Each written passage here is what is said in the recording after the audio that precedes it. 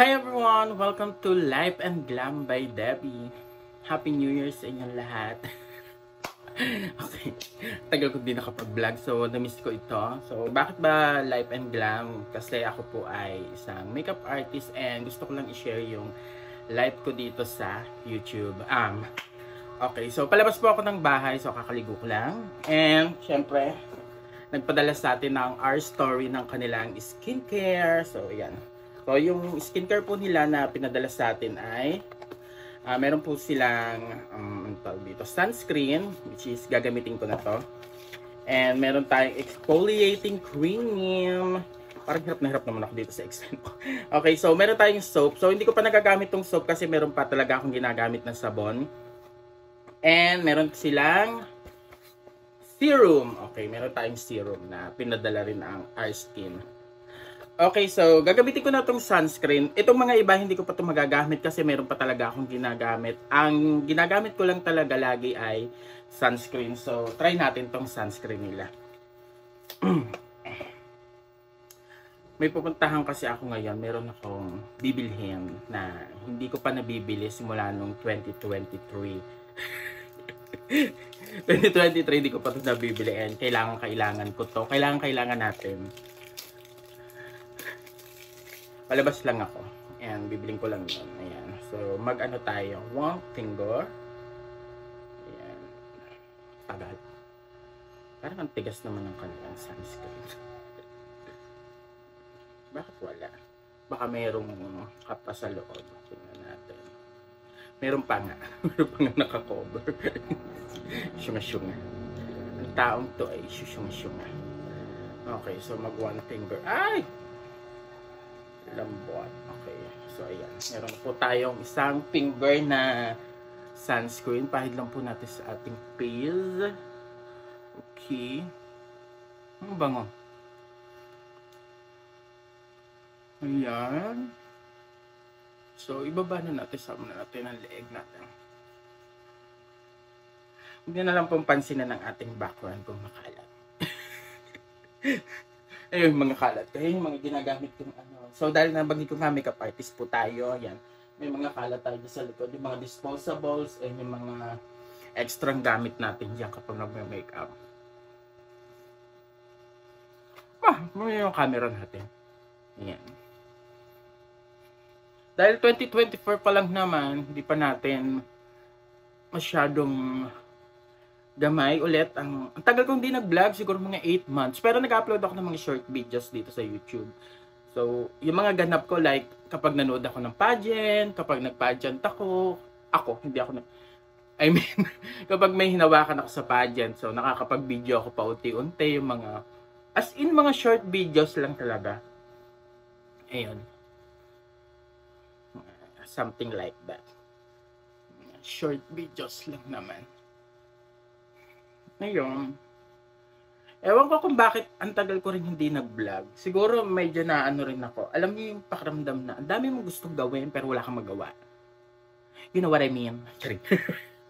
Ayun. So ganun yung feeling ko kasi feeling. Yung ang dami mong gustong i-share pero wala kang ma-share. Ganon.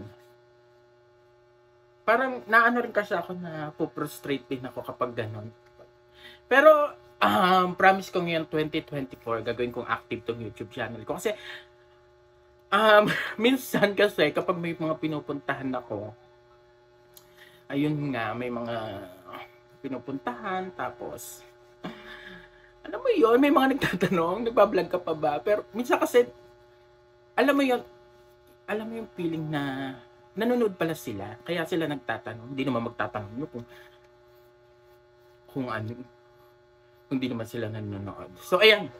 Ayan, ginamit natin na yung our story na sunscreen.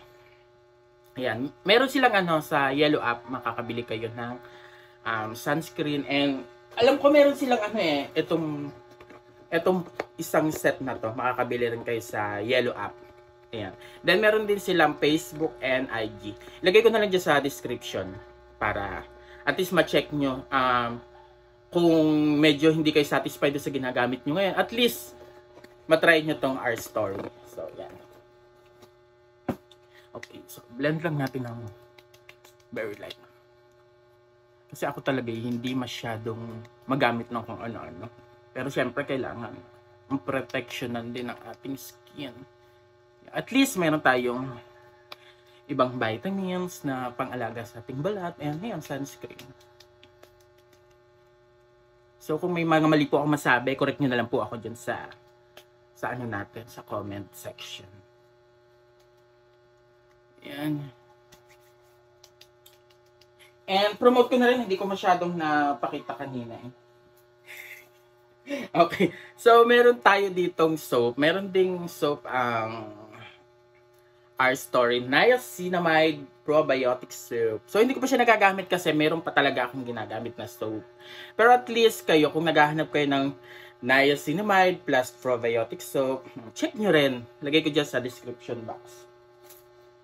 Tapos, eto,